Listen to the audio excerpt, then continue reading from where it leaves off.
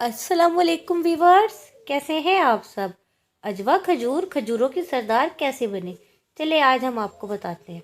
एक हबशी जिनकी नाक मोटी, आंखें छोटी, रंगत स्याह, चलता तो लंगड़ाहट नुमाया नजर आती थी, बोलता तो जुबान में लुकनत, गुलाम इब्ने गुलाम एक बाग के जाड़ झनकार में से खजूरें चुनने में मसरूफ था।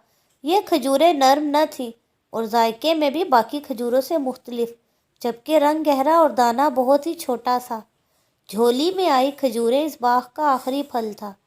वो शहर में इन्हें फरोख्त करने का इरादा रखता था ताकि कुछ पैसे जमा हो सकें, मगर कोई इन खजूरों का तलबगार न था।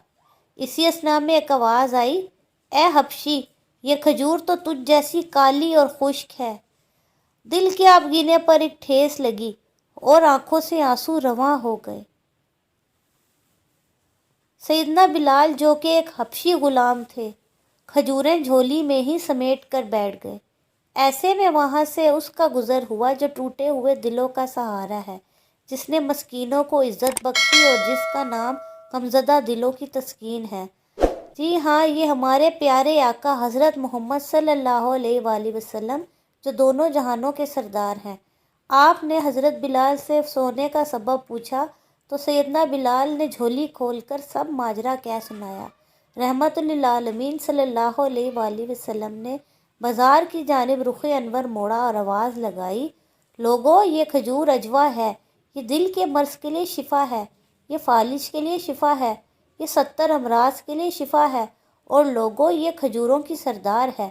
फिर ये कहकर बस नहीं किया, बल्कि फरमाया, जो इसे खा ले से जादू से अमान है। मंजर बदल गया।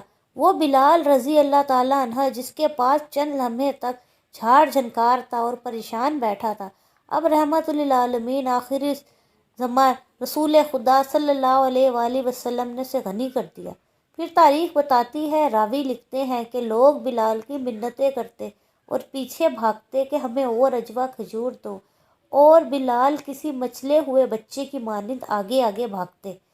तारीख गवाह है कि वो जिसे कभी दुनिया झाड़ झनकार समझ रही थी, बिलाल रज़ी अल्लाह ताला अन्हु की झोली में आकर और मुस्तफ़ा करीम सल्लल्लाहु अलैहि वसल्लम की ज़बान मुबारका का सदका आज भी खजूरों की सरदार है।